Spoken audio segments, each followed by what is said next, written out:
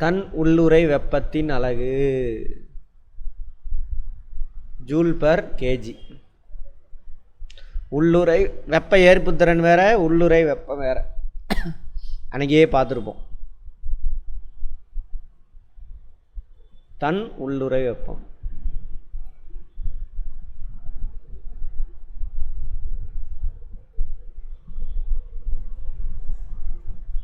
இதுக்கான இங்கிலீஷ் வார்த்தை சொல்கிறேன். இங்கிலீஷ் வார்த்தை சொல்கிறேன், மறந்து போச்சு எனக்கு. வார்த்தையில் தமிழர் தன் உள்ளுறை வெப்பம். உள்ளுக்குள்ளே போய் ஒளிஞ்சிக்கிச்சு, அதான் தன் உள்ளுறை வெப்பம். பாருங்க, அன்றைக்கே பார்த்துருப்போம்.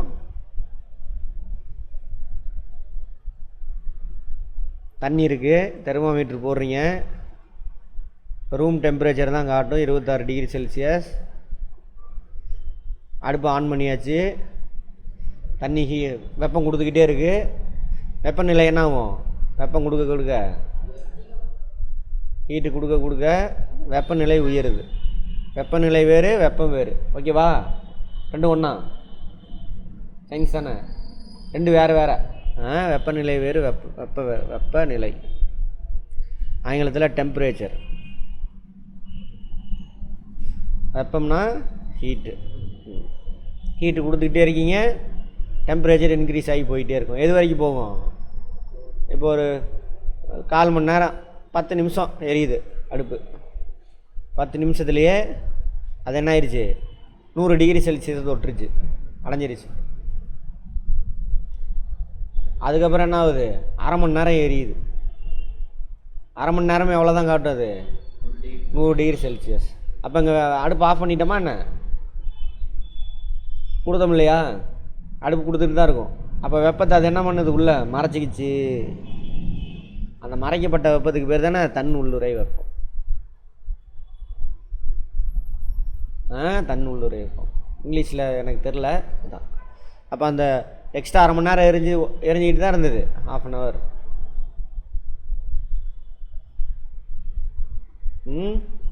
ரைட்.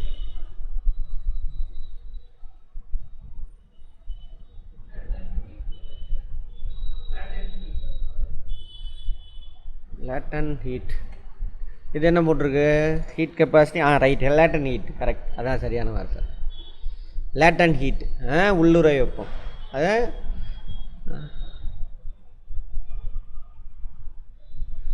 லேட்டன் ஹீட். இது தண்ணிக்கு அதிகம். சரி. தன் உள்ளுறை வெப்பத்தின் எஸ்ஐ அலகு joule per kilogram. Joule per kilogram. அடுத்தது அதேமாரி நீள் வெப்ப விரி குணகம், பரப்பு வெப்ப விரி குணகம், வறுமை வெப்ப விரி குணகம். இதுக்கு இங்கிலீஷில் இருக்கான்னு பாருமா. உண்மை வெப்ப விரி குணகம், தோற்ற வெப்ப விரி குணகம். இது எல்லாமே வேறு வேறு விஷயம். அது என்னன்னு சொல்கிறேன். அதோட எஸ்ஐ யூனிட்டு அதுவும் செக் பண்ணுங்கள் இதை போட்டு.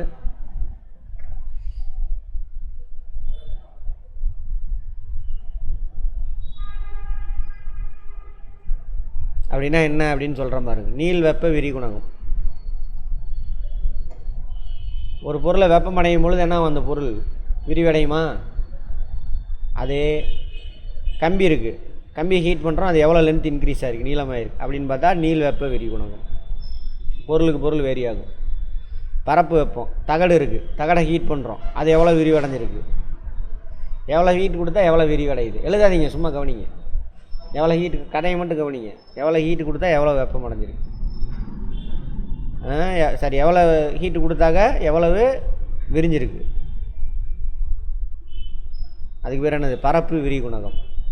அடுத்து பருமன். பால் இருக்குது, பால் நார்மலாக இருக்கும் பொழுது சிம்பிளாக இருக்கும். ஹீட் பண்ணிங்கன்னா பால் என்ன, இரும்பு குண்டு அந்த மாதிரி பெருசாயிரும். அதான் பருமை. வார்த்தைக்கு அர்த்தம் இருக்கா? பரப்புனா என்னென்னு தெரியும், நீளம்னா என்னென்னு தெரியும், எல்லாம் அப்படியே சேர்த்திக்க வேண்டியதான். அப்புறம் அதிலே உள்ளதான் உண்மை வெப்ப விரிக்கணும், தோற்ற வெப்ப விரிக்கணும். இதில் இந்த 3ல் இன்னொரு கான்செப்ட், அது ரெண்டும். இது எல்லாத்துக்கும் எஸ்ஐ யூனிட். அது வந்துச்சாமா? அது வரல. தெர்மல் எக்ஸ்பான்ஷன், லாங்கிட்யூட்னல் வந்துச்சா? ஃபார்முலா வந்துச்சா? எஸ்ஐ யூனிட் வந்துச்சா? எஸ்ஐ யூனிட் போடுங்க. தெர்மல் எக்ஸ்பான்ஷன் ரேஷியோ சம்திங் வரணும் இங்கே. குணகம். ரைட். அது கொடுங்க. அப்புறம் இதை நான் நாளைக்கு பார்த்து சொல்கிறேன், நோட் பண்ணுங்கள், நோட் பண்ணி வைமா, இங்கிலீஷில் மட்டும் பார்த்து சொல்கிறேன் நாளைக்கு. சார்லஸ் விதி அப்படின்னா பரும விதி. சார்லஸ் விதி பரும விதி, பருமம் சம்மந்தமானது. அதை பற்றி சொல்கிறேன் நான், பின்னாடி வந்துச்சு நான் சொல்கிறேன், எல்லாம் தேவையில்லை. நம்ம டியூப் லைட் பயன்படுத்துகிறோம்ல, இது இல்லை வீட்டில் முன்னாடி கண்ணாடி டியூப் லைட் இருக்குல்ல, அது எல்இடி பல்ப் இல்லை. அந்த டியூப் லைட்டில் அடைக்கப்பட்டிருக்கோம், அதை உடச்சிக்கின்னா ஒரு ஆவி போகும். அந்த ஆவி எது? பாதரச ஆவி. பாதரசனா என்னது இங்கிலீஷில்? மெர்க்குரி கேஸ் தான் இது. அதேமாரி அந்த டியூப் லைட் இருக்குல்ல, அந்த உள்ள கண்ணாடியில் ஒரு பவுட்ரு மாதிரி பூசியிருப்பாங்க. அது என்ன பவுட்ரு சார் அப்படின்னாக்கா பாஸ்பரஸ் பவுட்ரு. அதனால தான் அது டேஞ்சர் இருக்குது, அது டியூப் லைட் அங்கெல்லாம் உடைக்கக்கூடாதும்பாங்க, பாய்சன் அது. ரைட் கேட்பாங்க. லென்ஸ் தெரியும்ல, எது லென்ஸு? கண்ணாடி போடுறீங்களா, அதெல்லாம் லென்ஸு. சின்னதை பெருசு பண்ணி பார்க்குறது, தூரமாக இருக்கிறத பார்க்குறது, அதுக்கெல்லாம் யூஸ் ஆகும் லென்ஸ்.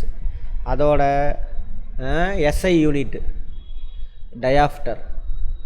லென்ஸோட எஸ்ஐ யூனிட்டானது, லென்ஸோட பவர் இருக்குல்ல, அதை கண்டுபிடிப்பாங்க. பவர் எவ்வளோன்னு கேட்பாங்கல்ல, ஒரு 1, 2ன்னு சொல்லுவாங்க, டயாப்டரில் தான் சொல்லுவாங்க. ஒரு டயாப்டரோட மதிப்பு 1/மீட்டர். அதான் ஒரு டயாப்டர் 1/மீட்டர். வெப்ப ஆற்றலை ஒளி ஆற்றலாக மாறும். ஆமாம் தானே, இது நமக்கு தெரிஞ்சதான். வேதியாற்றல் ஒளி ஆற்றலாக மாறும் இயற்கை நிகழ்வுகள். வேதியாற்றல் ஒளி ஆற்றலாக மாறும். கெமிக்கல் எனர்ஜி லைட் எனர்ஜியாக மாறும். எது? மின்மினி பூச்சி. மின்மினி பூச்சி தானாகவே அந்த லைட்டை ப்ரொடியூஸ் பண்ணும். எப்படி ப்ரொடியூஸ் பண்ணும்? என்ன கெமிக்கல் ரியாக்ஷன்?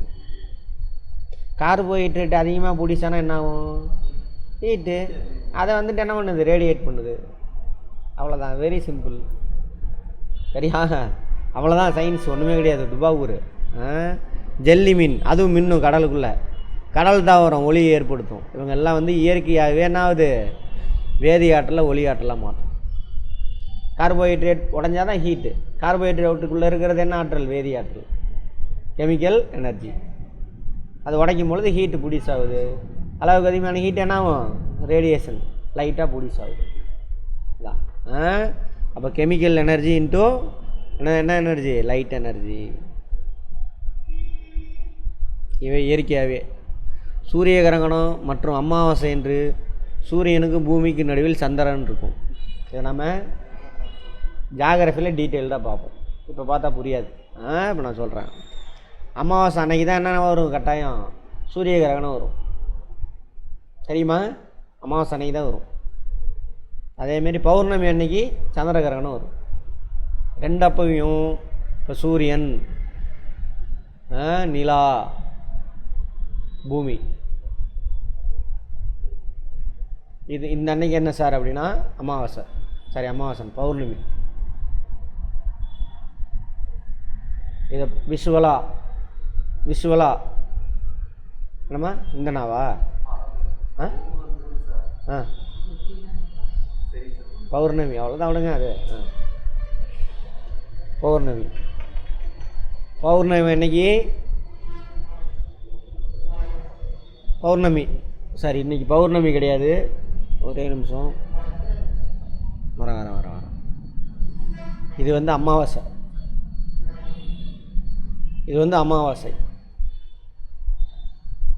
அமாவாசை இன்னைக்கு சூரிய கிரகணம் வரும்.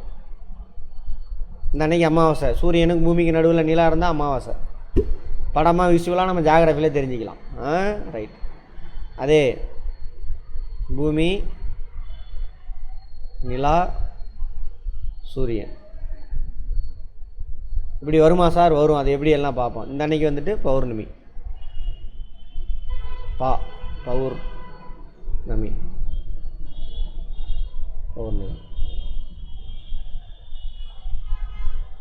பௌர்ணமி அன்னைக்கு என்ன வரும்னா சந்திர கிரகணம் வரும்.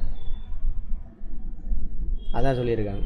சூரிய கிரகணம் அமாவாசை அன்று சூரியனுக்கு பூமிக்கு நடுவில் சந்திரன் இருக்கும். அதான் சந்திர கிரகணம் மற்றும் பௌர்ணமி என்று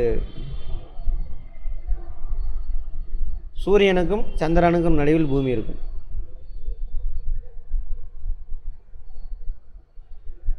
அதே பேசுனங்க தான்.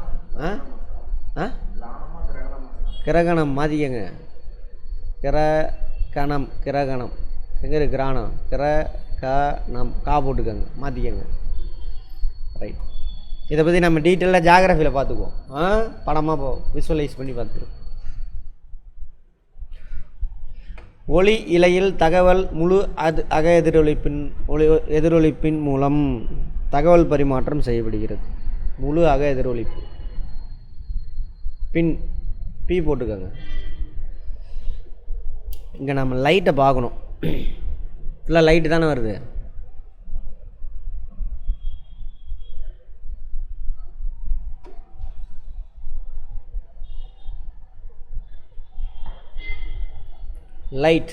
லைட்னா என்னங்க?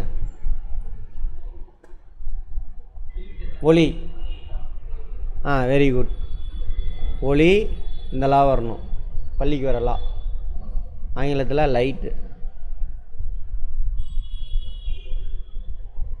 என்னது அப்படின்னா, அதிகமான வெப்பம் என்னவா மாறும்? ஹீட்டாக மாறும். சரி ரைட்டு. ஒளி சரி, அதிகமான வெப்பம் லைட்டாக மாறிடும், ஒளியாக மாறிடும். ஓகே. வேறு ஒளினா என்ன?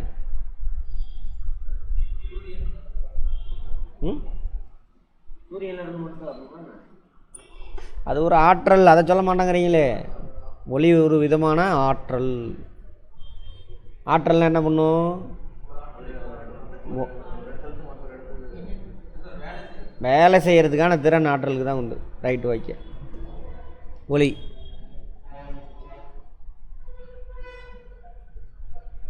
இப்போ நீங்கள் வந்து என்னை பார்க்குறீங்க, சரியா? எப்படி சார் என்னைய பார்க்குறீங்க?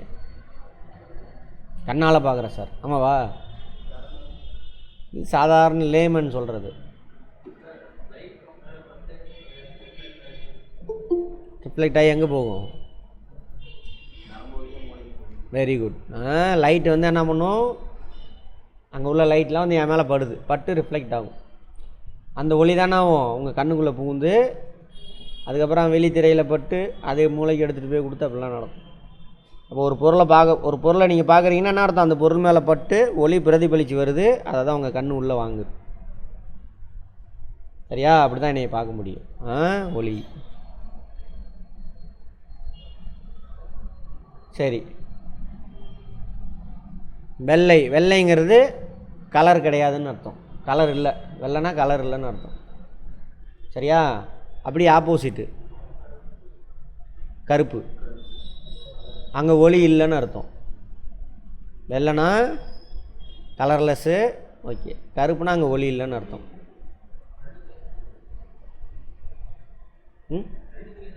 வித்தியாசம்னா அதான் சொல்லிட்டேன். இது ஒளி ஆற்றல். அங்கே ஒளி இல்லைனாக்கா அது என்னவா தெரியும்? கருப்பாக இருக்கும். அவ்வளோதான் சார். அப்போ ஸ்கின்னு நான் கருப்பாக இருக்கேன் சார் அப்படின்னா அங்கேருந்து வந்து படக்கூடிய ஒளி உங்கள் ஸ்கின் என்ன பண்ணிக்குது? மேக்ஸிமம் அப்சர்வ் பண்ணிக்குதுன்னு அர்த்தம். இப்போது யார் பிளாக்கு பேண்ட்டு ஷர்ட்டு டிஷர்ட் போட்டிருக்காரு கௌதம், கருப்பு கலராக இருக்கா? எப்படி சார் கருப்பு கலராக டிஷர்ட் தெரியுது? அதே அவர் சட்டை இந்த பொண்ணோட சுடிதார் வெள்ளை கலராக தெரியுது. அங்கேருந்து வர லைட் எப்படி? ஒயிட்டு தானே. அங்கே போய் படுது. ரெண்டும் ஒரே கலர் தான். ஆனால் உங்கள் டிஷர்ட் என்ன பண்ணுது? அந்த லைட் எல்லாத்தையும் அப்சர்வ் பண்ணி ரிஃப்ளெக்ட் பண்ணல, அதனால தான் கருப்பாக இருக்குது. சுடிதார் லைட் ஃபுல்லாக என்ன பண்ணிடுது? ரிஃப்ளெக்ட் பண்ணிடுது, அதனால தான் அது வெள்ளை கலராக தெரியுது. புரிஞ்சுதா? வெள்ளை கலர்னால் என்ன சார் அப்படின்னா,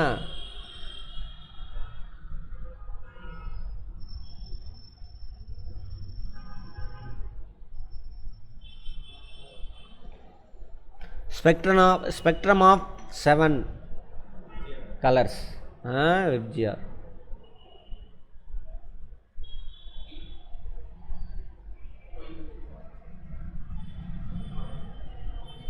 தலைகளாக எழுதியிருக்கேன். ஏன் எழுதியிருக்கேன்னு அப்புறம் சொல்கிறேன். வெப்ஜிஆர் 1 2 3 4 5 6 7. இந்த 7 கலரையும் ஒன்றா மிக்ஸ் பண்ணிங்கன்னு வச்சுக்கோங்க, அது வெள்ளையாக மாறிடும். அப்போ வெள்ளையை பிரிச்சிங்கன்னா என்ன கிடைக்கும்? 7 கலர் கிடைக்கும். Indigo, blue, green, yellow. 7 வந்துருச்சுல்ல, இன்னும் ஒன்று மிஸ் ஆகுதா? இங்கே இருக்கா? Violet, indigo, blue, green, yellow, orange, red. 7 கலரும் ஒன்றா சேர்ந்தால் வெள்ளை. சரியா? வெள்ளையை பிரித்து விட்டீங்க அப்படின்னா என்ன கிடைக்கும்? 7 கலர். இப்போ துணி நெய்கிறோம், நூல் நெய்கிறோம். நூல் என்ன ஆகும்? நிறையா நூல் சேர்ந்து தான் என்ன ஒரு நூலாக இருக்கும். ஒரு நூலை பிரிச்சிங்கன்னா என்ன ஆகும்? எந்தெந்த நூல்லாம் சேர்த்துனீங்களோ அதெல்லாம் பிரிஞ்சு வரும். அதே அப்போ எங்கெங்கெல்லாம் 7 வண்ணம் தெரியுதோ அங்கே வெள்ளை கலர் என்ன இருக்குது? பிரிஞ்சிருச்சு அப்படின்னு அர்த்தம். அப்போ சூரியன்லேருந்து வருதா? மழை பெய்கிறப்போ சாயந்தரத்தில் மட்டும் என்ன ஆகும்? வானவில், சூரிய ஒளி அது பிரிக்கும். ஏன் பிரிக்குது அதெல்லாம் அப்புறம் பேசுவோம். சூரிய ஒளியை பிரித்து விடுவாங்க ஒரு சிலர். ஒளி விலகல், அந்த கதையெல்லாம் ஒளி விலகல் நடக்கும். அதனால் பிரியும். ஏன் ஒளி விலகல் நடக்குது அப்படின்னு பார்ப்போம். ரெஃப்ராக்ஷன் அப்படின்னு சொல்லுவாங்க. ரெஃப்ராக்ஷன் தானே, நேராக போவாங்க திரும்பும். ரெஃப்ராக்ஷன் தான், அதனால் ஒளி விலகல் நடக்கும். சரி பார்ப்போம், அதெல்லாம் கொஞ்சம் கொஞ்சமாக தெரிஞ்சுக்கலாம். அதே வெள்ளை கலரு அபிஷேக் டிஷர்ட் என்ன கலராக இருக்குது? ப்ளூ கலராக இருக்குது. அவரோட டிஷர்ட் இருக்குது பச்சை கலராக இருக்குது.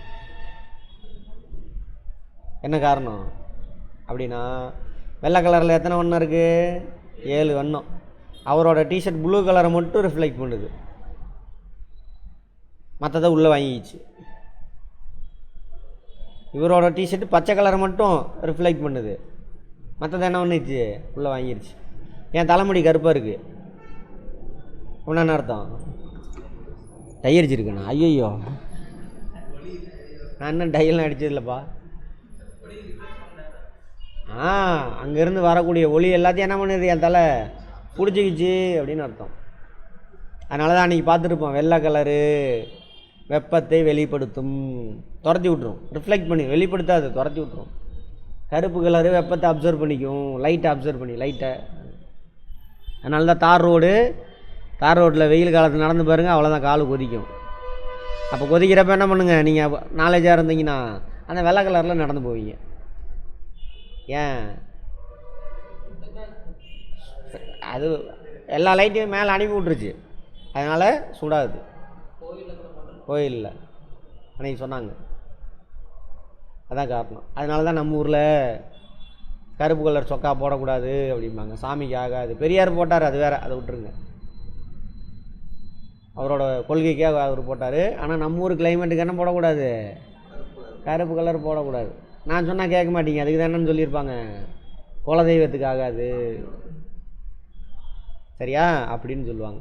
ஏன்னா வெயில் இப்போ ஓகே, சம்மரில் மே ஏப்ரல்லாம் பார்த்தீங்கன்னு வச்சுக்கோங்க, நல்லா கருப்பு கலர் சொக்கா நீங்கள் போட்டு போய் பாருங்கள். சம்மரில் வேறு வெள்ளை கலர் சொக்கா போட்டு போங்க. கருப்பு கலர் ட்ரெஸ் போட்டு போனால் டயர்டாகிடுவீங்க. ஏன்னா பாடி டெம்பரேச்சர் அதிகமாகி தண்ணி குடிச்சிக்கிட்டே இருக்கணும், டயர்டாகி சீக்கிரம் வந்து எப்படா அப்படின்னு. சொல்லுங்கள். ஆமாம், அப்சர்வ் பண்ணி. அதான் வெள்ளை கலர் ட்ரெஸ் போடணும். அரசியல்வாதி ட்ரெஸ்ஸுன்னு சொல்கிறீங்களா? அரசியல்வாதியில் நம்ம மண்ணோட ட்ரெஸ் அதுதான் போடணும், நம்ம வெள்ளை கலர் தான் போடணும். சரியா? ரைட். கோட்டு சூட்டு கருப்பு கலர் கோட்டை போட்டு சுற்றிட்டுறானுங்க இங்கே. அது டேஞ்சர், வெரி வெரி டேஞ்சர். உள்ளே ஒயிட் கலர் ஷர்ட் போட்டு என்ன பண்ணுறது? உன் உடம்புலேருந்து வெளியில் வர வெப்பத்தை திரும்ப உன் உடம்புக்கே ரிட்டன் அனுப்பி விட்ரும். அதனால தான் இன்னர் வந்து நம்ம ஊரில் வெள்ளை கலர் யூஸ் பண்ணக்கூடாது. இங்கிலீஷ்காரன் யூஸ் பண்ணுறான்ட்டு முட்டாதனமாக லொச்சாதனமாக நம்ம யூஸ் பண்ணுறோம்.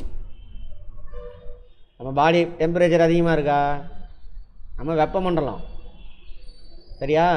பாடி சின்னதாக ஒர்க் அவுட் பண்ணால் கூட என்ன ஆயிரும்? பாடி ஹீட் ஆயிரும். பாடி கூலாக வச்சுருக்கணும். வெள்ளை கலர் உள்ள பனியன் போட்டிருக்கீங்கன்னு வச்சுக்கோங்க, உள்ள இன்னர்.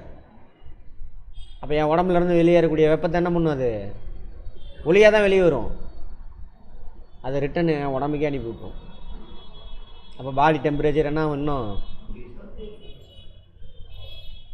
அப்போ நம்ம வெப்பமண்டலத்தில் என்ன கலர் இன்னர் யூஸ் பண்ணணும்? ஒயிட் கலர் தான் இன்னர்ஸ் ரெண்டுமே சரி யூஸ் பண்ணணும். ஒயிட் கலரா? என்னப்பா விடிய விடிய கதை கேட்டு சீதிக்கிறாம சித்த பண்ணுற. கருப்பு கலர் யூஸ் பண்ணணும், ஒயிட் கலருன்ற. சீதைக்கிராம சித்தம் பண்ணால் கூட பரவாயில்ல. நீ சம்மந்தமே இல்லாமல் சொல்கிற. நம்ம இன்னர்ஸ் வந்து பிளாக் கலர் யூஸ் பண்ணணும். சரியா? நம்ம ஊரில் கிளைமேட்டுக்கு. அதேமாரி வெளியில் போடுறக்கூடிய சொக்கா தான் இதில் யூஸ் பண்ணணும், ஒயிட் கலர் யூஸ் பண்ணணும். அப்போ தான் நான் சூரிய ஒளி வந்து பட்டு ரிஃப்ளெக்ட் ஆகி போயிடும். இப்போ பாடி ஹீட்டு அதிகமாகாது. புரிஞ்சுதா? அது ரொம்ப நாளாக இங்கிலீஷ்காரன் அவங்க ஊரில் சின்டெக்ஸ் டேங்க் கூட பார்த்தீங்கன்னா தெரியும், கருப்பு கலரில் தான் இருந்துச்சு இவ்வளோ நாள். இங்கிலீஷ்காரன் அவன் ஊரில் தயாரித்து வச்சுருந்தான். அவங்க ஊரில் என்ன இருக்காது, வெப்பம் இருக்காது, குளிர் பிரதேசம். கருப்பு கலர் தயாரித்து வச்சுருந்தாங்க, தேவை அப்சர்வ் பண்ணிக்கணுன்னு. அதே பேட்டர்ன் தான் இன்றைக்கி வரையும் வச்சுருந்தானுங்க முட்டா பசங்க நம்ம ஊர்லேயும். இன்றைக்கி அவனாக மாற்றணுன்னு வெள்ளை கலர் டேங்கு அவனுங்களுக்குள்ளே போட்டியில் அவனாவது கொண்டு வந்திருப்பான். வெள்ளை கலர் டேங்க் வாங்கி வச்சுருக்காங்க. எவனுக்கு சிந்தனையே கிடையாது, என்னத்துக்கு படித்தானுங்கன்னே தெரில. இந்த படிக்கவே இல்லை, மனப்பாடம் பண்ணி தானே கெடுத்தானுங்க. அப்போ நம்ம ஊரில் என்ன பண்ணணும், வெள்ளை கலர் சின்டெக்ஸ் தான் வைக்கணும். அப்போ தான் ஹீட் ஆகாது. கருப்பு கலர் சின்டெக்ஸ் வச்சுன்னா தண்ணி ஹீட் ஆகும், சூரிய ஒளி அப்சர்வ் பண்ணிவிட்டு ஹீட் ஆகும்.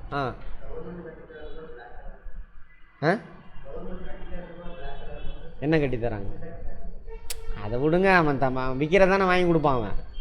சரியா? ஆமாம். அவன் என்ன பண்ணுவான், கான்ட்ராக்டாக கான்ட்ராக்ட் விட்டுறான்.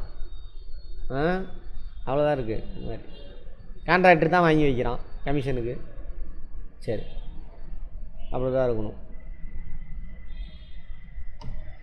ரைட்.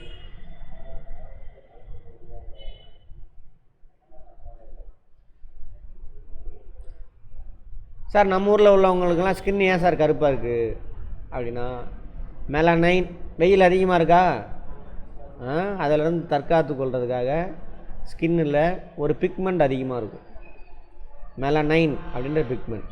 அதனால் டார்க்காக இருக்கும். அது இயற்கையான விஷயம். கருப்பு கேவலம் வெள்ளை உயர்ந்தது அப்படிலாம் கிடையவே கிடையாது. இவனுங்களாக உருவாக்கிக்கிட்டானுங்க. எல்லோரும் சமந்தான் இந்த பூமிக்கு. கருப்பாக இருந்தாலும் மஞ்சளாக இருந்தாலும் வெள்ளையாக இருந்தாலும் ரோஸ் கலராக இருந்தாலும் எல்லாம் ஒன்று தான். சமந்தான். மனிதன் மட்டும் கிடையாது, நம்மளை சுற்றியில் இருக்கிற பாக்டீரியா, ஆடு மாடு கோழி கீழே எல்லாமே சமந்தான். ஏன் வெட்டுறமா? வெட்டலைன்னா இயற்கையை உடனே கொண்டுரும். உன்னைய படைச்சதே எதுக்கு, இந்த மரங்கரெல்லாம் சாப்பிட்டு வெட்டி ஜீரணம் பண்ணி அதுக்கு திரும்ப கொடுக்கறதுக்கு தான்.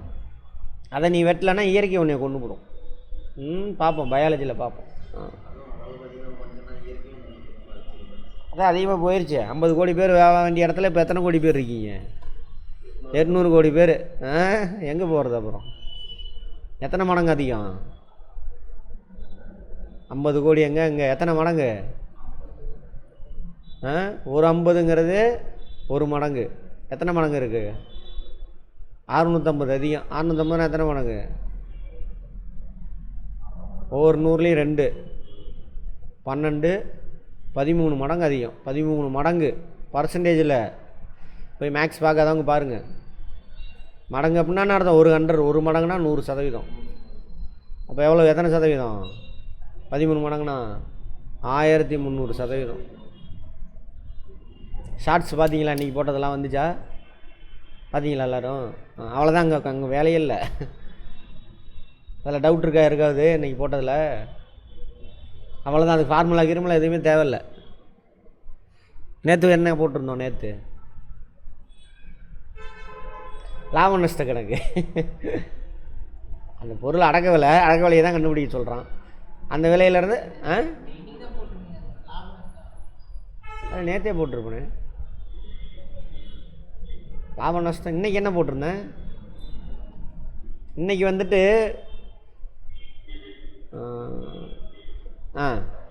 ஒரு எண், சாரி 2 எண்களின் கூடுதல் 25. 2 எண்களின் கூடுதல் அது அது எப்படின்னு தெரியுமா?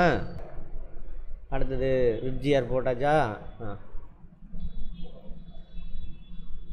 என்ன பண்ணோம்? அந்த கருப்பு கலர் சொக்கா அதனால தான் அது பாத்திரத்துக்கோட தூரெலாம் எப்படி இருக்கும்? கருப்பாக தான் இருக்கும். அப்போ தான் என்ன பண்ணும், வெப்பத்தை அப்சர்வ் பண்ணிக்கும். உள்ளுக்குள்ளே வெள்ளையாக இருக்கும் பாத்திரம். ஏன்னா பாத்திரம் ஹீட்டான வெப்பத்தை என்ன பண்ணணும், வெளியில் துரத்தி விடணும். அதுக்காக இதெல்லாம் சயின்டிஃபிக்காக தான் எல்லாமே பண்ணுறாங்க. சரியா? அதேமாரி பாத்திரம் வீட்டில் அலுமினிய பாத்திரம் வச்சுருப்பாங்க, அடுப்பில் வைப்பாங்க. அதுக்கு முன்னாடி என்ன பண்ணுவாங்க, கறி எடுத்து பூசி தான் வைப்பாங்க, இல்லை மண் பூசி வைப்பாங்க. அது கறி பிடிக்கக்கூடாதுன்னு ஒரு கான்செப்ட்டு, இன்னும் இது ஒரு கான்செப்ட்டு. கறி பூசி வச்சாங்கன்னா இன்னும் கொஞ்சம் சீக்கிரம் வேகும். ரைட். அடுத்தது கண்ணாடி.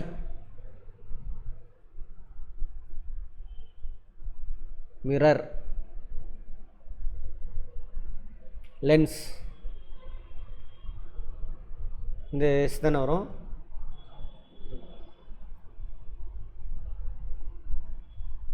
ரெண்டு என்னங்க வித்தியாசம்? Very good. எவ்வளோ ரிஃப்ளெக்ட் பண்ணும்? அப்போ கண்ணாடி ரிஃப்ளெக்ட் பண்ணாதா?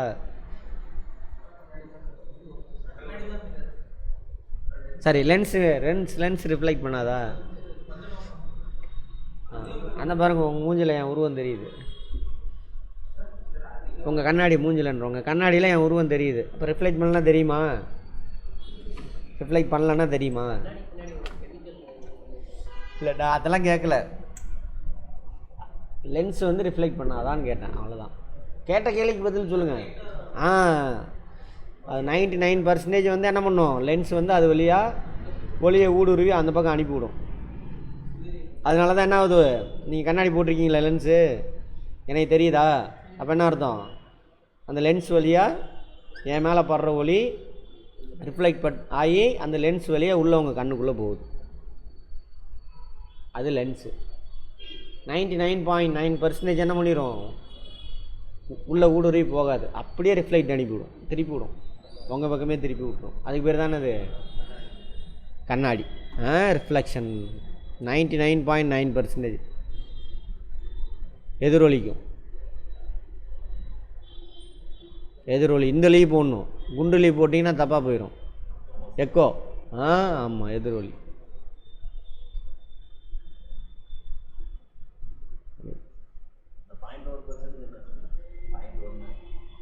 அதுவும் கொஞ்சம் அப்சர்வ் ஆகி பண்ணிக்கும், சுத்தமாலாம் ஒன்றும் பண்ண முடியாது.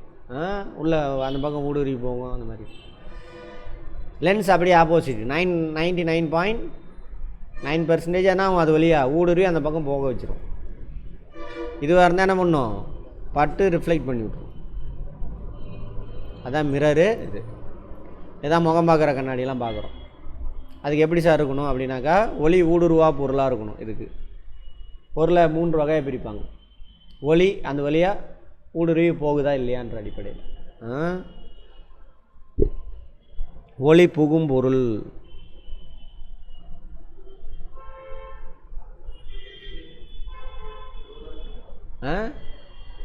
Transparent material. அடுத்தது அப்படியே ஆப்போசிட்டு, ஒளி புகா பொருள்.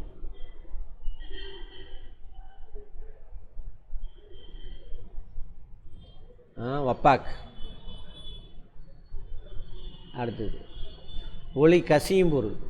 கொஞ்சம் ஒளி போகும், கொஞ்சம்.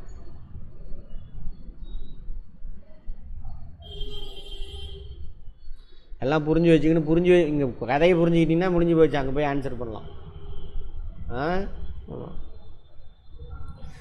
கசியும் பொருள். டிரான்ஸ்லூசன். ஒரு பொருள் இருக்குது சொன்னாலையா, 99.9% ஒளி பூந்து அந்த பக்கம் போயிடுச்சு, இங்கேருந்து பூந்து போயிடுச்சு. அப்போ இந்த பொருள் என்னது, ஒளி புகும் பொருள். அப்படி ஆப்போசிட்டு 100%, நியர்லி 100% படுற ஒளி என்ன பண்ணிடுச்சு, அப்படியே திருப்பி விட்டுருது. அது வந்து ஒளி புகா பொருள். டிரான்ஸ்லூசன். கொஞ்சம் ஒளி கசியும் பொருள். கொஞ்சம் ஒளி பூந்து போயிடும், கொஞ்சம் ரிஃப்ளெக்ட் பண்ணிவிட்டுரும். அந்த கண்ணாடி இருக்கா?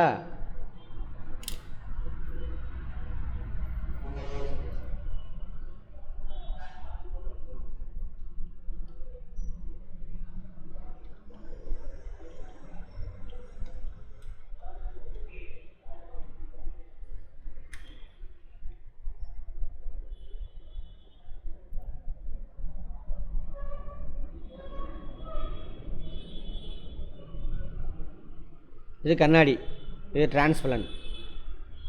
இதுவும் கண்ணாடி தான். அந்த மாதிரி கை வச்சுருக்காரா, முழுசாக தெரியுதா? அப்போ அது வந்து என்னது? டிரான்ஸ்லூசன். அங்கே பாருங்கள். என்னப்பா, இது டிரான்ஸ்பரண்ட். அந்த பக்கம் உள்ளது கம்ப்ளீட்டாக தெரியுது. தெரியுதா? எப்படி தெரியுது? அங்கேருந்து அந்த பொருள் மேலே படக்கூடிய ஒளி ரிஃப்ளெக்ட் ஆகி வருது. இங்கே நின்று பார்க்குறோம், அந்த கண்ணாடி வழியாக உள்ளே பூந்து நம்ம கண்ணுக்குள்ளே போகுது. அதனால தான் அந்த பொருள் தெரியுது. இது ஓரளவுக்கு தெரியுது. இதான் வந்து என்னது? டிரான்ஸ்லூசன், ஒளி கசியும் பொருள். இது ஒபாக். அந்த பக்கம் உள்ள பொருள் தெரில, ஸ்க்ரீன் போட்டாங்க. கண்ணாடியில் ஊடு வருது, ஸ்க்ரீன் மறைச்சிருது. சரியா? வெள்ளை கலர் கண்ணாடி போட்டிருப்பா, துணி போட்டிருந்தா என்ன ஆகும்? உள்ளே வந்து கண்ணாடியை தாண்டி வரும், துணியில் போட்டு ரிட்டன் ஆகி வெளியிலேயே போயிடும். கருப்பு கலர் போட்டிருந்தா தெரியுமா? இப்போ யோசிக்காமல் சொல்கிறீங்க. அப்சர்வ் பண்ணிக்க. எப்படி தெரியும் கருப்பு கலர் போட்டிருந்தா? சும்மா மனப்பாடம் பண்ணாதீங்க. இப்போ ஸ்க்ரீன் கருப்பு கலர் ஸ்க்ரீன் போட்டிருக்கு, அந்த பக்கம் உள்ளது எப்படி தெரியும்? கண்ணாடி பூந்து வரும், திரும்ப கருப்பு கலரில் பட்டோன்னா கருப்பு கலர் துணி அப்சர்வ் பண்ணிக்க. அப்போ துணி ஹீட் ஆகும், துணி சீக்கிரம் ஹீட் ஆகிடும். அதெல்லாம் நம்ம ஊர்லலாம் வீட்டுக்கு பெயிண்ட் என்ன கலர் அடிப்பாங்க? வெள்ளை கலர் அடிப்பாங்க. இவனுங்க எல்லாம் கருப்பு கலர் அடிச்சுட்டு உட்காந்து கிடக்குறானுங்க இந்த கடையெல்லாம். வீட்டுக்கு வெளியில் வெள்ளை கலர் தான், சுண்ணாம்பு தானே அடிப்போம் பொங்கலுக்கு எல்லாமே. வெள்ளை அடிக்கிறதுன்னு சொல்லுவாங்க. ஏன்னா நம்ம வெப்பமண்டலம், சவுத்தில் போட்டு ரிஃப்ளெக்ட் ஆகி போகணும். அதுக்கு தான் அது.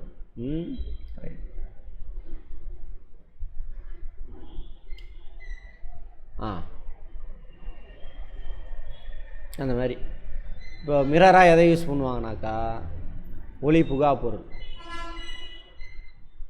இந்த செவரெலாம் ஒளி புகா பொருள் தான். சரியா? பட் அதில் நம்ம மூஞ்சி தெரியுதா? செவுத்தில் தெரியாது. ஆனால் தெரிய வைக்க முடியுமா? தெரிய வைக்கலாம். இந்த செவுத்தில் பார்த்தீங்கன்னு வச்சுக்கோங்க, மாளிகைலாம் மேடு பள்ளமாக இருக்கும்.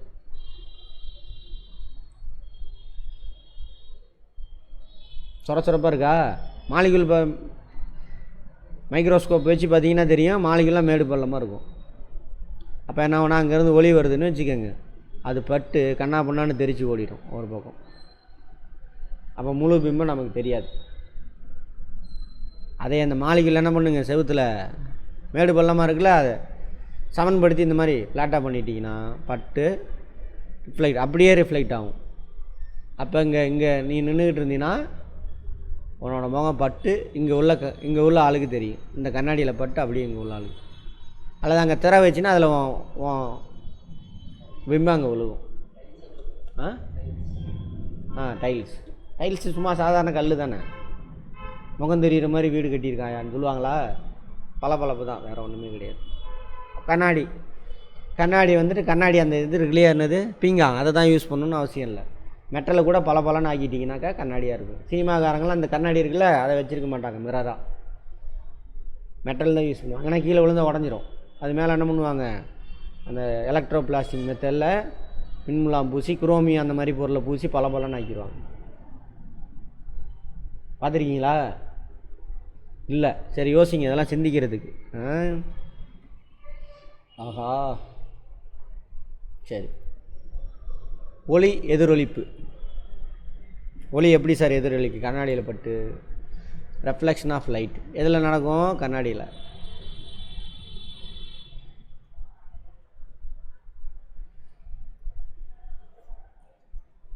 ஒளி எதிரொலிப்பு, ரெஃப்ளெக்ஷன் ஆஃப் லைட்.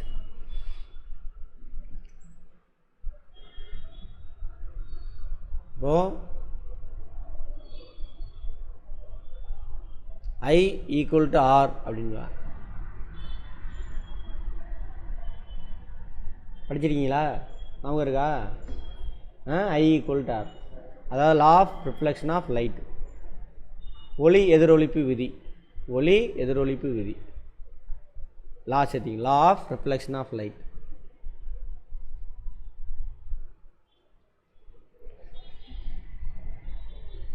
இப்போ இங்கே ஒருத்தன் இருக்கான்னு வச்சுக்கோங்க, இங்கே கண்ணாடி இருக்குது, இங்கேருந்து அவனோட ஒளி இப்படி ஸ்ட்ரைட்டாக இருக்க மாதிரி வச்சுக்கோங்க. இங்கேருந்து போயிட்டேன்னா அது அவன் ஒளி இங்கே படுது. அது எப்படி ரிஃப்ளெக்ட் ஆகும் சார்? இந்த ஒளி எங்கே போய் படுதோ அங்கே நீங்கள் என்ன சார் பண்ணணுன்னா ஒரு கோடு ஒன்று வரையணும். அதுக்கு மேலே அந்த பாயிண்டில் கற்பனை கோடு, இது கற்பனை கோடு, நார்மல் அப்படின்னு சொல்லுவாங்க. குத்துக்கோடு ஆங்கிலத்தில்னா அது நார்மல். இது வந்து படுகதிர், இன்சிடென்ட் ரே அப்படின்னு சொல்லுவாங்க. படுகதிர் எங்கேருந்து ஒளி வருதோ ஒளி வந்து கதிர்னு சொல்லுவாங்க. படுகதிர், இன்சிடென்ட் ரே.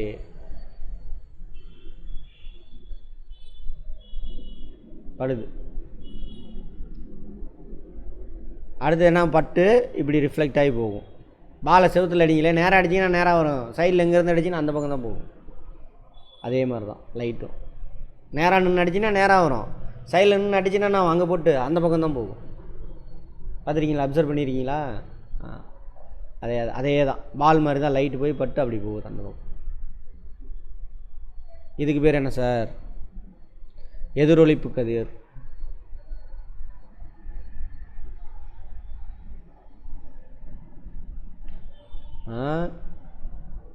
ரெஃப்ளெக்ஷன் ரே.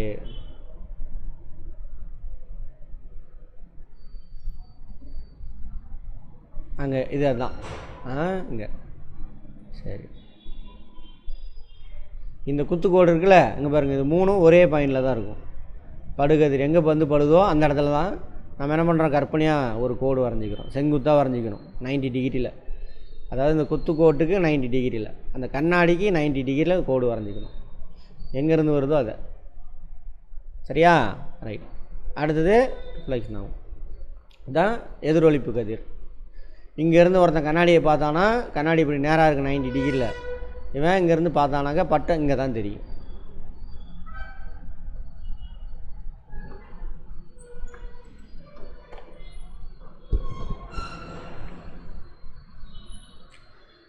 இந்த படுகதிருக்கும் குத்துக்கோட்டுக்கு நடுவில் எவ்வளோ ஆங்கிள் இருக்குதுன்னு எழுதணும். இந்த ஆங்கிளுக்கு பேர் தான் அது ஆங்கிள் ஆஃப் இன்சிடென்ட். இது வரைக்கும் நான் சொன்னதெல்லாம் சும்மா படத்தை எக்ஸ்பிளைன் புரிய வைக்கிறதுக்கான பேர் வச்சுருக்கோம், அவ்வளோதான். இதுதான் விதி. படுகதிருக்கும் குத்துக்கோட்டுக்கும் இடையே இருக்கக்கூடிய கோணம் அதான் வந்து என்னது, angle of incident. Angle of incident படுகோணம் அப்படின்னு சொல்லுவாங்க. படுகோணம், படுகதிருக்கும் குத்துக்கோட்டுக்கும் இடையான கோணம், ஆங்கிள் ஆஃப் இன்சிடென்ட்.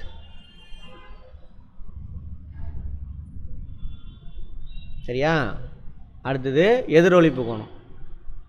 எதிரொலிப்பு கதிர் இருக்கு இல்லையா, அதுக்கும் குத்துக்கோட்டுக்கு நடுவில் எவ்வளோ ஆங்கிள் இருக்குது, அதுக்கு பேர் என்னது, எதிரொலிப்பு கோணம்.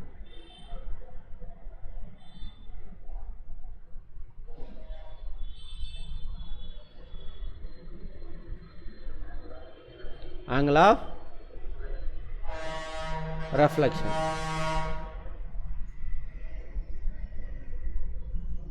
சரியா? பேரெல்லாம் வச்சாச்சு, அவ்வளோதான். இப்போ விதி என்ன சார்? ஒன்றுமே இல்லை, இதுதான் விதி. I = R. ஒன்றான அர்த்தம், படுகோணமும் எதிரொலிப்பு கோணம் எப்பயுமே சமமாக இருக்கும். அவ்வளோதான். புரிஞ்சுதா? இப்போது இந்த படுகோணம் 40 டிகிரியாக இருந்ததுன்னு வச்சுக்கோங்க, எதிரொலிப்பு கோணம் என்ன பண்ணும், 40 டிகிரியாக இருக்கும். படுகோணம் 10 டிகிரியாக இருக்குது, இங்கேருந்து பார்க்குறான் 10 டிகிரியில், இங்கேருந்து பார்க்குறான். எதிரொலிப்பு கோணம் 10 டிகிரி. படுகோணம் என்ன விலகி போகுது, ஒரு 85 டிகிரியில் போடுறான். அப்போ இங்கே உள்ளவனுக்கு தான் தெரியும். நீங்கள் இந்த சேட்டையெல்லாம் சின்ன வயசுலேயே பண்ணியிருப்போம். யாரோ ஒருத்தங்களை தெரியாமல் பார்க்கணும். உங்கள் முகத்தை பார்க்கணுன்னா ஸ்ட்ரெயிட்டாக வச்சுருப்பீங்க, 90 டிகிரி போய் போடுது, உங்களுக்கே நேராக வரும். சைடில் அங்கே ஒரு ஆளை வாட்ச் பண்ணணும். அப்போ என்ன பண்ணுவீங்க, லைட்டாக திருப்பி வச்சிங்கன்னா உங்களுக்கும் கண்ணாடி ஆங்கிள் மாறும், அப்போது படுகோணம் மாறும். அப்போ அங்கே இருக்கிறவன், அதேமாரி அங்கே இருக்கிறவன் உன்னோட ஒளி இதில் பட்டு உங்களுக்கு தெரியும். அங்கேருந்து அதேமாரி உங்கள் மூஞ்சி என்ன ஆகும் உங்களுக்கு தெரியாது, இங்கேருந்து பட்டு அங்கே தெரியும். பண்ணியிருக்கோமா அந்த சேட்டையெல்லாம்? ரைட். இதெல்லாம் இதாங்க என்னது,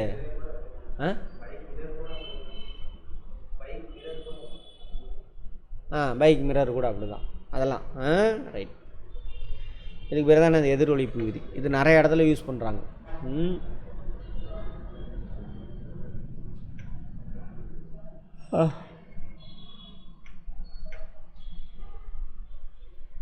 அடுத்தது எங்கம்மா சிந்து? இருங்க, வந்துடுறேன், முடிச்சுட்டு வந்துடுறேன்.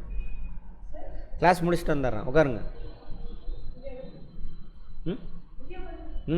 அப்படிங்க. எங்கே 5:30 மணிக்கு வரேன் நீங்கள்? அப்படியா? சரி சரி சரி சரி. எங்க? திருச்செங்கோடா? சரி சரி. இதுதான் இந்த விதியை வச்சு நிறைய இடத்துல யூஸ் பண்ணுறாங்க. பாப்பா அங்கே பொருள் பேர்லாம் வரும், அதெல்லாம் சொல்கிறேன். சமதள ஆடியில் வடவள மாற்று பண்பு ஏற்படுகிறது. இடவள மாற்று, வடவளம் இல்லை இடவளம். அதாவது சமதள ஆடி இருக்குன்னு வச்சுக்கோங்க. முகமாகற கண்ணாடி தான் சமதள ஆடி, ஸ்ட்ரைட்டாக இருக்கும். அது முன்னாடி போய் நின்றுட்டு ரைட் ஹேண்டை தூக்குங்க, எப்படி தெரியும்? லெஃப்ட் ஹேண்டு தூக்குற மாதிரி. லெஃப்ட் ஹேண்டை தூக்குங்க, எப்படி தெரியும்? ரைட் ஹேண்டு மாதிரி. அதனால தான் என்ன பண்ணுவாங்க, ஆம்புலன்ஸ் எப்படி எழுதியிருப்பாங்க? இப்படி எழுதாமல். தலைகீழ் கிடையாது, தலைகீழ்னா வேறு.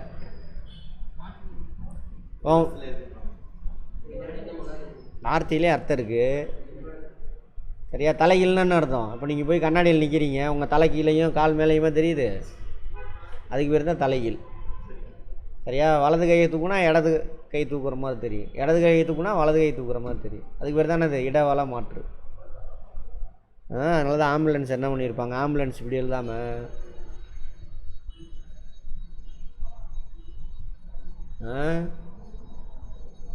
இப்படி எழுதியிருப்பாங்க.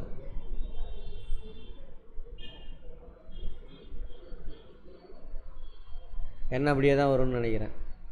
அப்படியே தான் வரும். எல் யூ அப்படி தான். யூ பி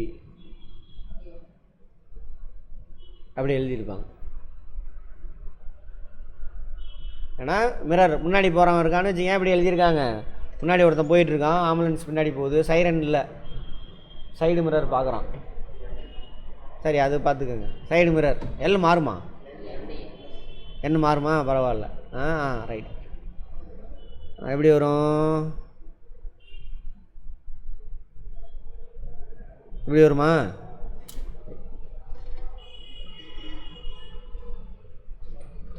முன்னாடி போயிட்டுருக்கான், சைடு மிரரில் பார்க்குறான், அங்கே இடவள மாற்றா தெரியும். அப்போ ஆம்புலன்ஸ் எழுதுனா எப்படி இருக்கும்? இப்படி தெரியும். என்னடா வருது, அவனுக்கு ஒன்றும் புரியாத மாதிரில போயிட்டுருப்பான். அதுக்காக தான் என்ன பண்ணுறாங்க, இப்படி எழுதியிருந்தா தலையிலாக தெரியும், இப்படி தெரியும். தலையிலான்ற இடவள மாற்றா தெரியும் சரியா? அப்போ இப்படி எழுதுனா என்ன பண்ணும், ரிவர்ஸில் தெரியும். ஆம்புலன்ஸ் வருதுன்னு ஒதுக்கிப்பான். அதுக்கு தான். ரைட். அடுத்தது, சிவப்பு நிறமானது அதிக அலைநீளம் கொண்டது, எனவே எச்சரிக்கை விளக்குகள் பயன்படுத்தப்படுது. அலைநீளம், வேவ் லென்த்.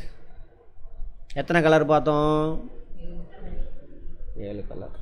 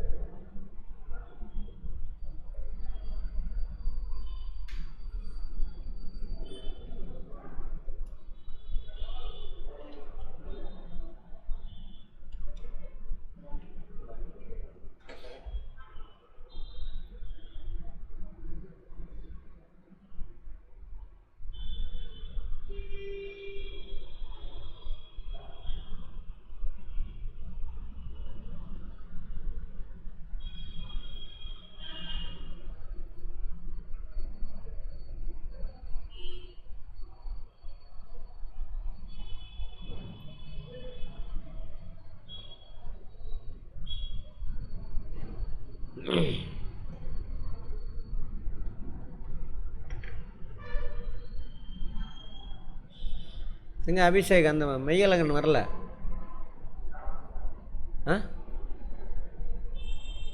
காலையில் வரலையா? காலையிலையும் வரல, ரூமுக்கே வரலையா இன்னும்?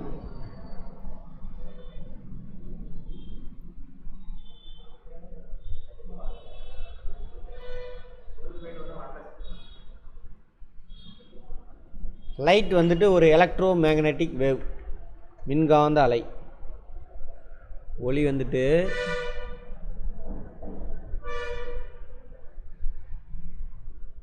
ஒரு மின்காந்த அலை.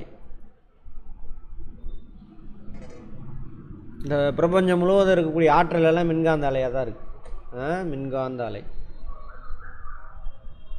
Electro magnetic waves.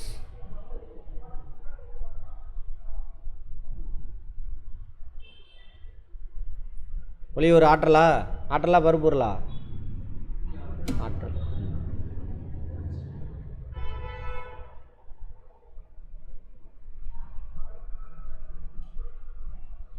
எத்தனை வகையான மின்காந்த அலை, அதாவது வேவ் லென்த்து, அதோட ஃப்ரீக்குவென்சி, அலை நீளம் மற்றும் அதிர்வெண்.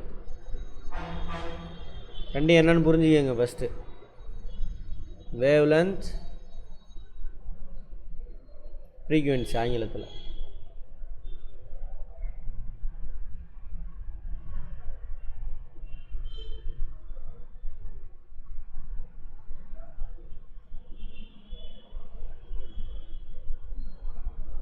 இந்த மின்காந்த அலைகள் நமக்கு எப்படி சார் ரெக்கார்ட் ஆகும் அப்படின்னா, அதை நம்மளால் பார்க்க முடியாது, ஃபீல் தான் பண்ணலாம்.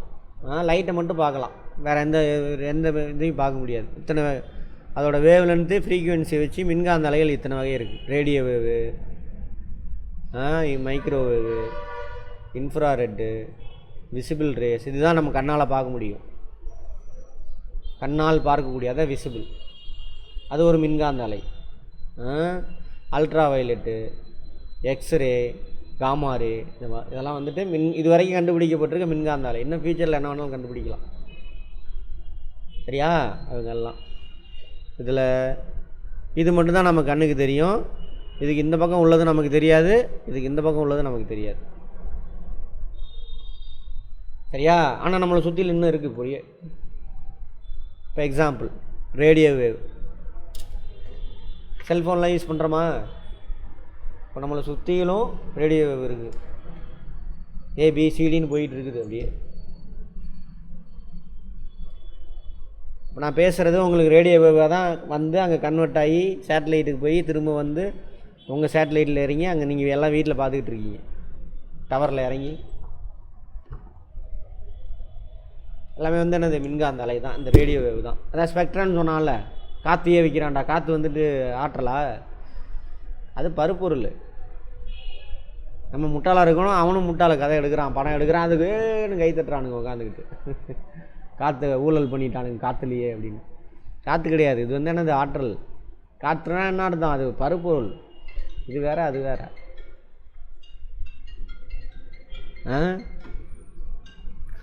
சரி, இப்போ மொத்தம் இது வரைக்கும் எத்தனை வகையான வேவ் இருக்குது? 1 2 3 4 5 6 7. இதெல்லாம் நம்ம லைஃபே மாற்றி போட்டவங்க இவங்கெல்லாம். இது நம்ம லைஃப்பில் யூஸ் பண்ணிக்கிட்டு இருக்கோம். நார்மலாக இயற்கையை நம்மக்கிட்ட கொடுத்துருச்சு. அதுபோக இவங்களெல்லாம் கண்டுபிடிச்சிருக்கானுங்க. இருக்குது, இதை மனிதனால் உருவாக்கவும் தெரியும், கண்டுபிடிக்கவும் தெரியும். எங்கே இருக்குதுன்னு டிடெக்ட் பண்ண முடியும். அதோட விளைவாக நம்மளோட லைஃபே மாறி போச்சு. சரியா? ஒன்று மனிதனுடைய வாழ்க்கை வேகமானதுக்கு, ஒன்று சக்கரம் கண்டுபிடிப்பு, இன்னொன்று இந்த மின்காந்த அலைகளுக்குள்ள இதை கண்டுபிடிச்சது தான். அதோட விளைவு தான். இப்போ பாருங்கள், எல்லோரும் வீட்டில் உட்காந்து என்ன பண்ணுறீங்க? கிளாஸ் அட்டன் பண்ணிகிட்ருக்கீங்க ஜாலியாக. எல்லாம் அட்டன் பண்ண முடியாது. இதை கண்டுபிடிச்சது தான். சரி, இந்த மின்காந்த அலைகள் இருக்கு இல்லையா, அவங்க எப்படி ரெக்கார்ட் ஆவாங்க சார் அப்படின்னாக்கா, கம்ப்யூட்டரில் பிடிச்சாங்கன்னா அலை அலையாக தான் ரெக்கார்ட் ஆவாங்க. அப்படி அப்படி அலை மேலே கீழே போயிட்டு வரும். இந்த அலைக்கு பேர் என்ன சார்னா குறுக்கலை. அப்போ மின்காந்த அலைகள்லாம் என்ன மாதிரியான அலைன்னு கேட்பாங்க? குறுக்கலை. இங்கிலீஷில் டிரான்ஸ்வெர்ஸ் வேவ். ஒவ்வொன்றும் கேள்வி. Transverse wave. ஆற்றல் இந்த நடுவில் போட்ட கூட தான் மையம். ஆற்றல் இந்த பக்கம் இருந்து இப்படி ட்ராவல் ஆகுது. அப்போ ஆற்றல் பயணிக்கும் திசைக்கு இந்த இது அலை எப்படி ரெக்கார்ட் ஆகும், மேலே இங்கேயும் போயிட்டு வரும்.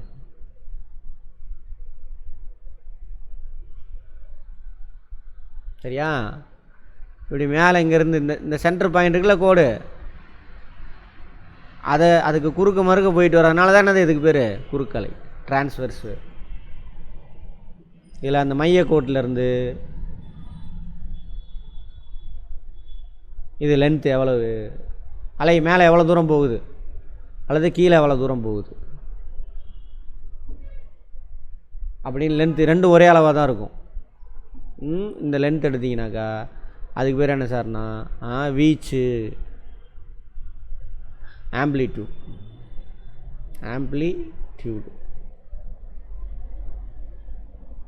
சரியா? ஆம்ப்ளிடியூட் ஒன்று இதோட லென்த்து அல்லது இதோட லென்த் ரெண்டும் ஒரே அளவாக தான் இருக்கும் மேக்ஸிமம். ரைட்.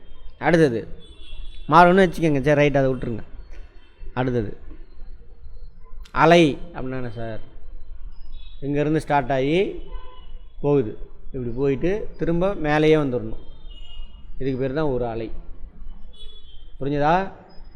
எங்கேருந்து ஸ்டார்ட் ஆகுதோ திரும்ப அங்கேயே வந்துடணும் மேலே, அல்லது கீழேருந்து ஸ்டார்ட் ஆச்சுன்னா இங்கேருந்து போயிட்டு திரும்ப கீழே வந்துடணும். இப்போ தான் ஒரு அலை. சும்மா படம், இது மனப்பாடம்லாம் இங்கே எதுவுமே கிடையாது. இதுதான் ஒரு அலை. இந்த ஒரு அலை எவ்வளவு லென்த் இருக்குது அப்படின்னு பார்த்தீங்கன்னா இங்கே இல்லைன்னா இங்கே, அதுக்கு பேர் தான் என்னது வேவ் லென்த், அலை நீளம்.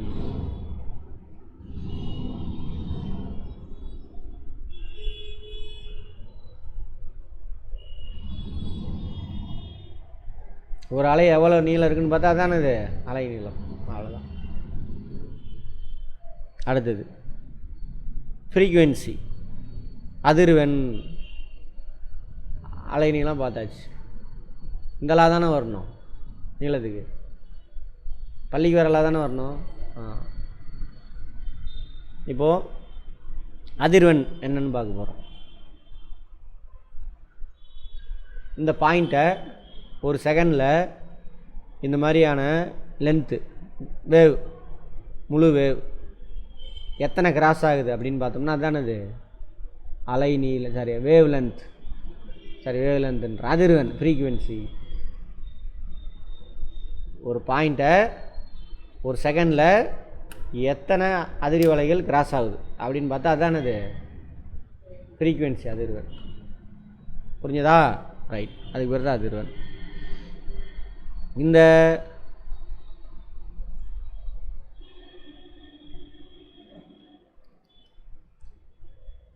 எல்லா பார்த்தோம்ல 6 வகையா 7 வகை பார்த்தோமா? 7 வகையா 7 வகையான மின்காந்த அலைகள் எல்லாத்தோட வேகமும் எவ்வளோ சார்னாக்கா 3 லட்சம் கிலோமீட்டர் பர் செகண்ட் தான். மேலே பார்த்தா 7 வகையான மின்காந்த அலைகளுடைய வேகம் எவ்வளவு? லைட்டோட வேகம்தான் 3 லட்சம் கிலோமீட்டர் பர் செகண்ட்.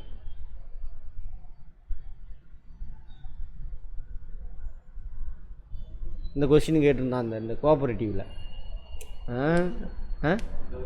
ஆமாம்,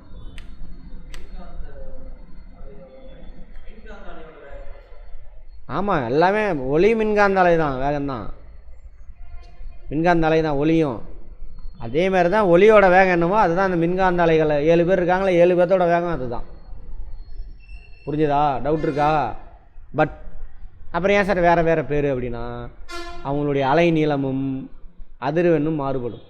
ஒவ்வொரு மைக்ரோவேவா வரும், ரேடியோ வேவ், இதுலேருந்து இது வரைக்கும் ரேடியோ வேவ்.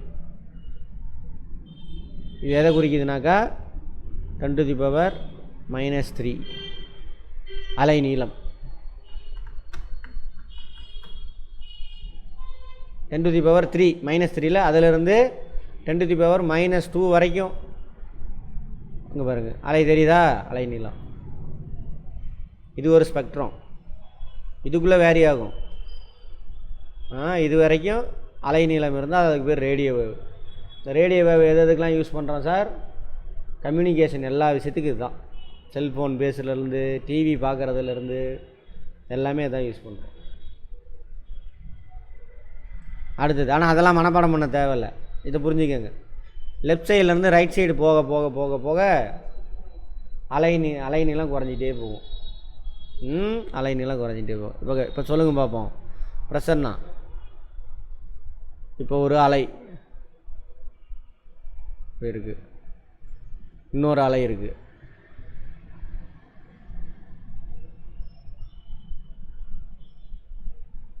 எதுக்கு அலைநீளம் அதிகம்? ஏவா பியா?